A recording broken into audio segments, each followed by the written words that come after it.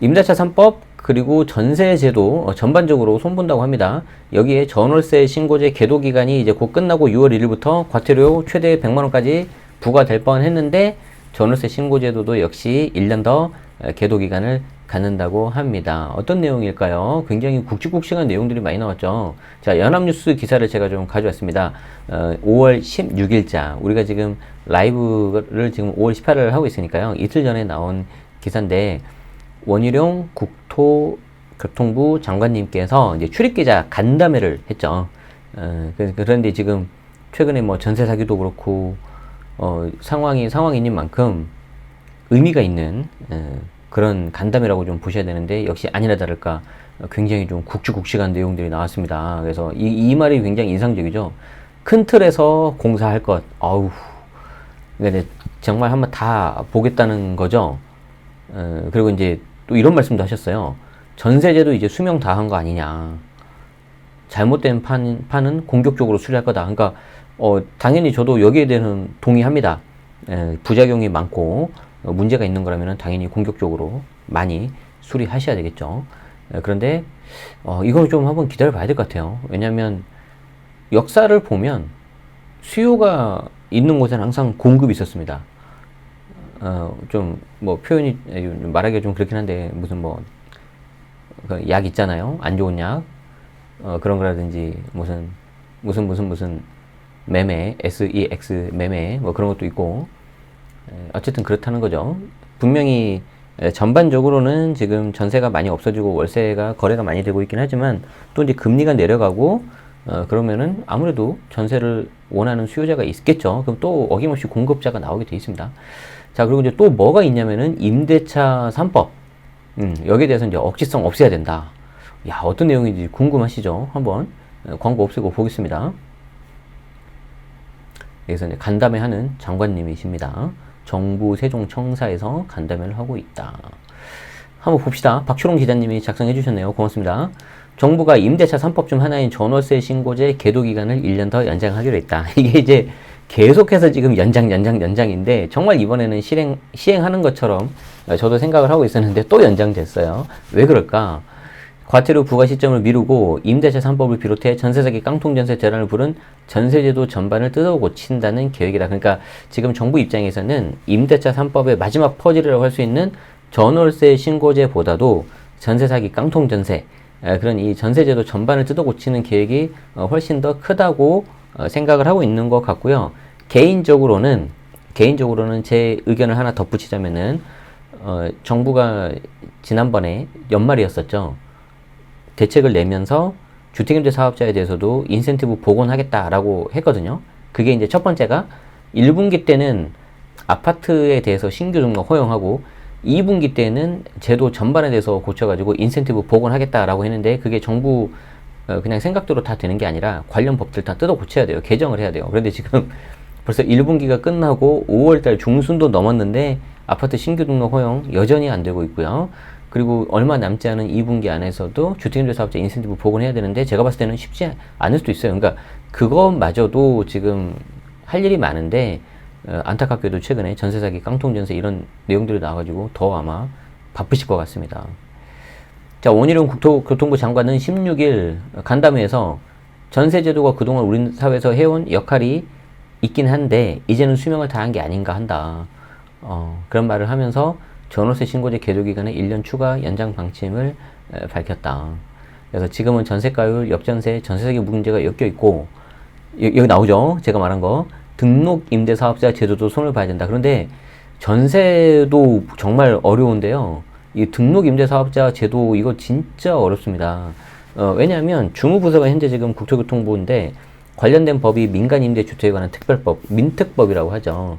그래서 이게 이제 중심이 되고 있고 그걸 이제 준용하는 일부 내용들에 대해서 하는 것들이 이제 관련된 세제 혜택, 그러니까 종부세법도 해야 되고 종합부동산세, 그리고 소득세법, 그 안에 이제 양도세가 있지 않습니까? 그것도 좀 봐야 되고, 그리고 조특법도 일부 가야 될 수도 있어요. 장특권 같은 거 해버리면은. 그러니까 굉장히 많은 것들 봐야 됩니다. 어려워요. 그리고 이제 주택임대차 신고라는 단편적 행정에 행정력을 쏟는 것보다는, 그러니까 이제 이게 굉장히 말을 돌려서 말씀하신 건데, 주택임대차 신고, 전월세 신고제도 물론 중요하긴 한데 그거보다는 지금 전세 문제 그리고 주택임대 사업자 이게 더 훨씬 크다. 그래서 임대차 시장 전반에 대해서 큰 틀의 공사를 해야 된다. 야 이렇게 말씀을 하셨는데 자 그럼 이제 우리가 임대차 3법의 그 마지막 퍼즐이라고 하는 전월세 신고제가 뭡니까? 우리가 이제 세 가지가 있는 거죠. 여러분들 아시겠지만 자, 첫 번째가 뭐죠? 계약, 갱신, 청구권. 그러니까 이 임차인이 특히 임대인의 어떤 특별한 사정이 없는 한 한 번 더 이렇게 청구할 수 있다. 그런데 기본적으로 우리 임대차 계약은 주택임대차 보호법에서 2년을 보장을 해주죠. 그래서 2+2가 돼버리는 거죠. 그렇죠? 그리고 이 계약갱신 청구권과 같이 쓸 수 있는 게 이제 전월세 상한제가 있죠. 그래서 전월세 상한제를 쓰면은 직전 임대차 계약에서 5% 이내로 올려야 되는 거죠. 그러면 사실 이 두 가지를 같이 묶어버리면은요, 임차인 입장에서는 4년 동안 어느 정도는 안정적으로 임대차 계약을 할 수가 있는 거예요. 저는 개인적으로 이게 있기 때문에 정부가 5년짜리 단기 임대주택에 대해서는 현재까지는 부활을 지금 안 하려고 한다는 거죠. 굳이 안 해도 된다. 요것만 제대로 잘 돌아가면 4년 정도는 이렇게 안정적으로 줄 수 있다는 겁니다. 그리고 여기에 대해서 또 하나가 있지 않습니까? 이게 이제 마지막 그건데, 전월세 신고제. 지금 현재 우리 매매거래 같은 경우에는 2006년부터인가요? 그때부터 이제 실거래가로 다 이제 신고가 들어가게 돼 있잖아요. 근데 매매거래처럼 임대차 신고도 이제 전부 다 들어가야 되는 거죠. 그러면 이제 여기에 대해서 거의 이제 모든 임대차 거래에 대해서 이제 파악이 다 끝나버린다는 거죠. 정부 입장에서. 그렇죠? 특히 이제 우리가 이제 상가 같은 경우에는 이미 이렇게 지금 하고 있잖아요. 근데 상가처럼 우리가 이제 주택도 이렇게 다 보겠다는 거죠. 그러면 이제 그동안 이제 우리가 파악이 안 됐었던 그 사각지대가 이제 전부 다 이렇게 다 들어가 버린다는 겁니다. 정부 입장에서는 장기적으로는 이렇게 갈 수밖에 없는 그런 상황입니다. 그래서 요게 이제 임대차 3법이 이제 그 당시 2020년 7월이었죠. 그때 이제 그 당시 이제 여당이었던 이제 민주당에서 사흘 만에 확 그냥 해버렸는데 요 두 개를 이제 먼저 하고 이 전월세 신고제가 아무래도 파급 효과가 크니까 이제 가장 마지막에 이렇게 하는데 계속 얘가 계도했다가 또 계도했다가 이번에 이제 드디어 6월달에 시행한 것처럼 하다가 다시 한 번 더 1년 더 연장한다 이렇게 되는 거죠. 그러면서 이제 정부가 줄기차게 말했던 게 뭐였습니까? 이거 과세 근거로 안 쓴다. 우리 과세 근거로 안 쓴다 그랬는데 이거 누가 믿습니까? 이거를 고양이한테 생선 많기는 꼴이지. 무조건 이거는 나중에는 활용할 수 있을 거라고 생각이 드는데 이제 그러니까 여러분들도 거기에 대해서 이제 대비를 하고 계셔야 된다는 거죠. 언젠가는 다 들어갈 거다. 그래서 내가 이제 신고되는 내용들이 다 들어가기 때문에 FM대로 이제 앞으로는 하시는 게 좋습니다. 그래서 이제 조금 전에 보여드린 게 이제 임대차 3법이었는데 이제 이게 지금까지는 메인이었는데 여기 이제 어떤 문제가 이제 빵빵 터져버렸냐면은 여기 이제 갑자기 뜻하지 않게 전세 사기가 이제 문제가 터져버린 거죠. 근데 이게 지금 굉장히 좀 문제지 않습니까, 지금? 그렇죠? 그리고 이제 원래 하기로 했었던 게 뭐였어요? 원래 하기로 했었던 게 주택임대 사업자 요거 이제 제도 개편하기로 했었어요. 근데 이것도 굉장히 굵직굵직한 내용이란 말이죠. 그런데 여기에 대해서 지금 훨씬 더 어떻게 보면 더 큰 전세 사기 문제가 끼어들어 버린 거죠. 그러니까 국토교통부 입장에서는 굉장히 할 일이 많은 겁니다. 이해합니다. 근데 어떡합니까? 일반 사기업도 다 야근하고, 물론 지금 엄청 열심히 하시겠는데, 뭐, 국민 입장에서는 특히 이런 거는 되게 시급하잖아요. 조금 더 이렇게 어서 빨리 좀 대책이 나오기를 바라고 있습니다. 그리고 주택임대 사업자 지금 등록하신 분들 중에서 자동말소 되시는 분들이 있어요. 이분들이 예를 들어서 2분기 안에는 그래도 나와줘야지 자동말세가 안 되거나 뭐 그런 사람들이 생기실 거잖아요. 뭐, 어떡해요. 그래서 이제 정부가 입장 보니까, 야, 이거 지금 굉장히 이게 크거든요? 그리고 이제 원래 이미 시행되고 있는 거 요것도 있고. 그러니까 이거를 이제 따로따로 볼 게 아니라 전체 다 봐야 되는 거죠. 전체 다 봐야 되니까, 아우, 야, 이거 계도 기간 좀 더 해주자. 그냥 신경 못 쓰겠다 하고 이제 나머지 요거랑 전세 사기 이걸 묶어가지고 여기 이제 대해서 이제 큰 공사 하겠다. 뭐 지금 이겁니다, 지금. 예. 이해되십니까? 예. 예. 그래서 이제 요렇게, 큰 그림을 좀 보는 눈이 좀 있어야 될 것 같다. 그래서 앞으로는, 중장기적으로는, 주택을 내가 전세를 주든 월세를 주든 전부 다 이제 거기에 대해서 신고가 다 들어가고 다 투명하게 밝혀진다라고 생각을 하시면 될 것 같고요. 여기에 대해서 어차피 내가 이제 신고를 해야 되기 때문에 차라리 내가 인센티브라도 받는 주택임대 사업자를 하자 이렇게 하시는 분들이 아마 나오실 수도 있을 것 같습니다. 그렇지만 이제 무조건 등록하시면 안 됩니다. 왜냐하면은 세제 혜택이 있는지 꼼꼼하게 봐야 되니까. 전월세 신고제에 대해서 좀 볼까요? 보증금이 6천만 원을 넘거나 월세가 30만 원 초과하는 경우에 둘 중에 하나입니다. 5호 조건이요. 5호 조건. 그래서 보증금 6천만 원 넘거나 월세 30만 원 넘는 경우인데 그래서 이걸 피하기 위해서 어떤 꼼수를 씁니까? 보증금 5천으로 하고 월세 30만 원 해가지고 관리비 50만 원 해버리죠. 아유, 근데 이제 그것도 나중에는 다 잡힐 겁니다. 지금은 좀 넘어가고 그러는데 어쨌든 이 경우에는 계약일로부터 여기서 중요한 게 뭐냐면 계약일입니다. 임대가 시작되는 그날이 아니에요. 근데 이제 우리가 전세든 월세든 보통 시작하기 전에 2, 3개월 전에 계약서 쓰잖아요. 그러니까 그 계약서 쓴 날부터 30일이라는 거예요. 이거 넘으면 이제 과태료를 최대 100만 원까지 부과하겠다라는 거였는데 다시 또 1년 연장됐다는 겁니다. 아, 근데 이거 과태료는요, 좀 어떤 문제가 있냐면 착각하기 쉽잖아요. 계약일이 아니라 전세나 월세 시작한 날로부터 되는 거 아니냐라고 생각하시는 분들 계시잖아요. 특히 어르신분들 같은 경우에. 그분들 같은 경우에 놓쳐가지고 이거 과태료 괜히 쓸데없이 좀 동학 같지 않습니까? 그래서 이런 거 좀 잘 홍보가 좀 되면 좋겠습니다. 그래서 이 제도가 이제 아까 말씀드렸던 2020년 7월달. 그래서 요거 이제 제가 좀 전에 말씀드렸던 내용들이 다 있어요. 그래서 전월세 신고제는 1년 유예기간 거쳐서 21년 6월부터 시행됐는데 신고 의무만 부여하고 과태료 부과는 아직 안 한 거죠. 그래서 이제 좀 틀리는 경우도 있고 하니까 그래서 계속 봐주고 했는데 이번에 이제 드디어 시행하려고 했는데 또 늦어진 겁니다. 그래서 전월세 신고일이 꾸준히 그래도 이제 많이 여러분들이 아시고 특히 이제 거래하고 나면 이제 부동산에서도 이제 설명해 주시고요. 이 전월세 신고제는 누구한테 의무가 있습니까?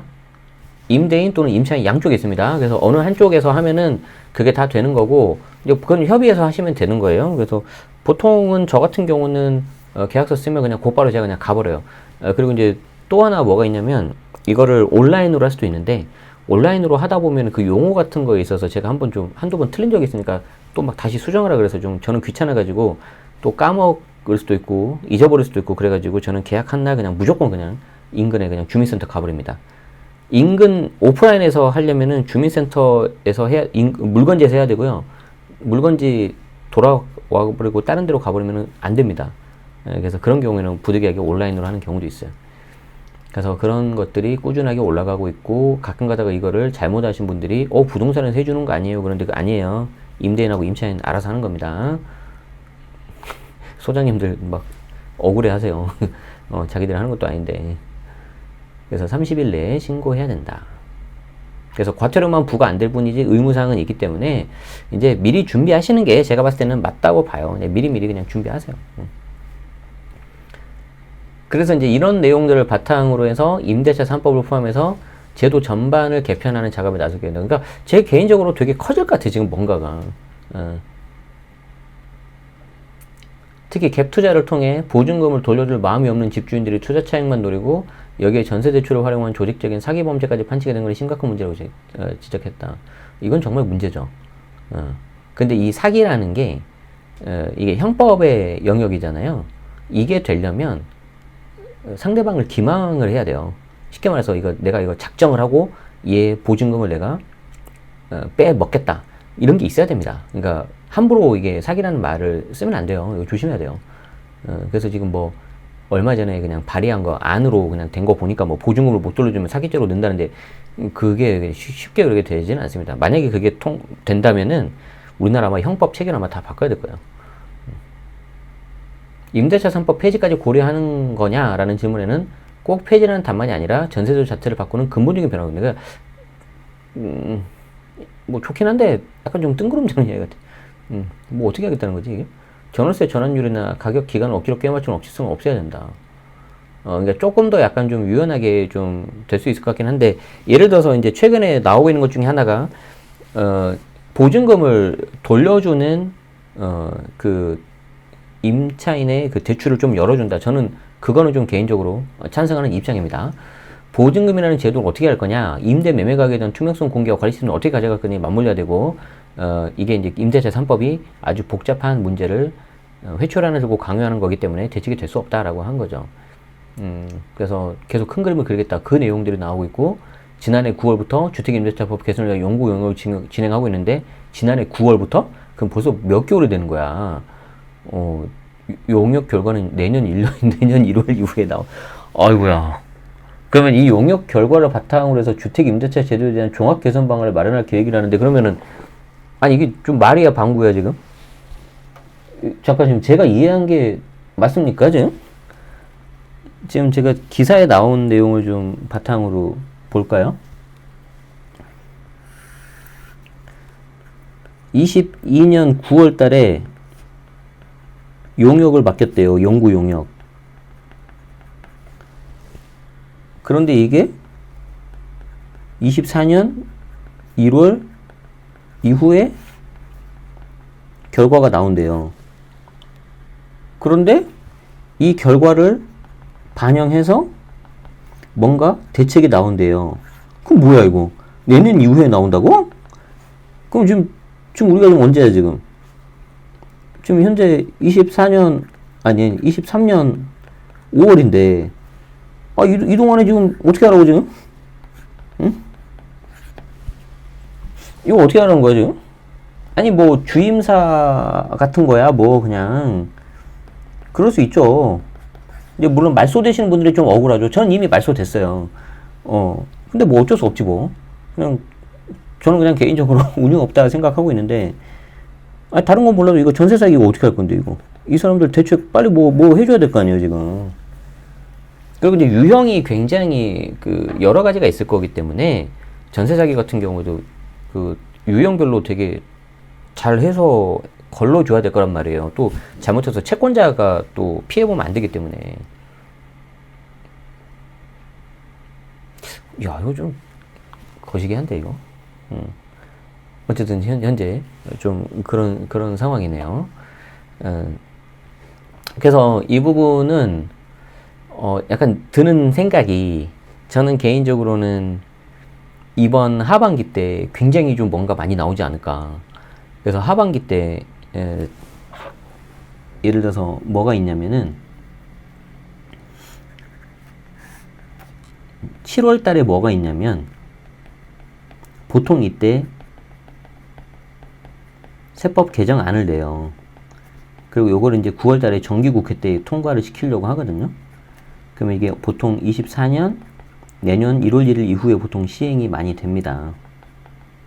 그래서 이 세법 개정안에 나올 수 있는 게 첫 번째가 종부세, 지금 중과세율 남아있는 거 폐지시켜버리는 거, 그리고 양도세, 중과 좀 더 완화하거나 없애는 방향으로, 그리고 취득세 개정안이 요때 들어갈 수 있어요. 그런데 세법 개정안은 아닌데 이거랑 거의 비슷하게 왠지 주임사 그리고 임대차 3법 뭐 이런 것들이 좀 같이 되지 않을까, 그런 불길한 예감이 드네요. 와, 그러면 올해 하반기 때 뭐 엄청 많이 나오겠는데? 근데 왜 이렇게 하려고 할까? 그냥 개인적인 생각인데, 내년 4월 달에 뭐가 있습니까? 총선이 있잖아요. 이것 때문에 압박하려는 게 아닌가라는 그런 생각이 좀 드네요. 제 개인적인 생각입니다. 아시겠죠? 그래서 개인적으로는 좀 뭔가 변화에 대한 내용들이 크게 나오지 않을까라고 생각은 드는데, 뭐가 됐든지 간에 좀 이렇게 좀 얼른 나와가지고 급하게 좀 지원해줘야 될 건 좀 지원하고 그렇게 하면 좋을 것 같습니다. 특히 이제 전세 사기 같은 경우에는 워낙 시급하기도 하고 중요하기도 하고 그렇기 때문에 조금 좀 별도 떼서라도 좀 먼저 이렇게 좀 하는 그런 부분이 좀 필요하지 않을까 싶고요. 여러분들 입장에서도 내가 이제 매매 계약을 하든 집이라는 게 그렇지 않습니까? 내가 이제 매매 계약을 해서 내가 자가로 있든지 아니면 이제 임차로 있든지 간에 특히 이제 관련된 내용들을 공부를 잘 좀 하셔야 돼요. 그 부분에 있어서 내가 이제 전세로 있든지 월세로 있든지 그 보증금 같은 거 내가 선순위로 좀 받아야 되잖아요.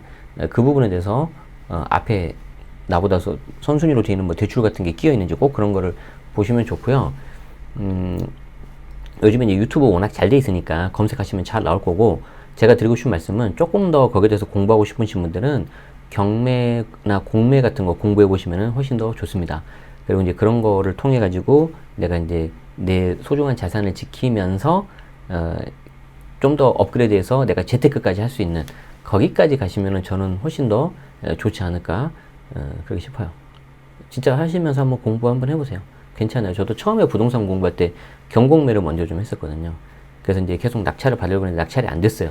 그러다가 2014년에 대출이 이제 많이 풀린다고 해서 집을 사라 라고 해서 LTV 70% 그때 제가 처음 LTV라는 걸 알게 되고 대출을 좀 해주는데 그때 2.5% 이렇게 금리가 낮으니까 그걸로 이제 일반 매매로 했었던 기억이 나는데, 경매 공부를 하고 일반 매매 해보니까 상대적으로 일반 매매가 너무 쉽더라고요. 뭐 이거 다 했었던 거네. 가지고 그럼에도 불구하고 좀 처음 하니까 좀 두렵고 그랬었는데, 여러분들도 지금 여러분들 소중한 재산을 지키시려면 공부 많이 하셔야 됩니다. 그 방법이 제일 좋습니다. 아시겠죠?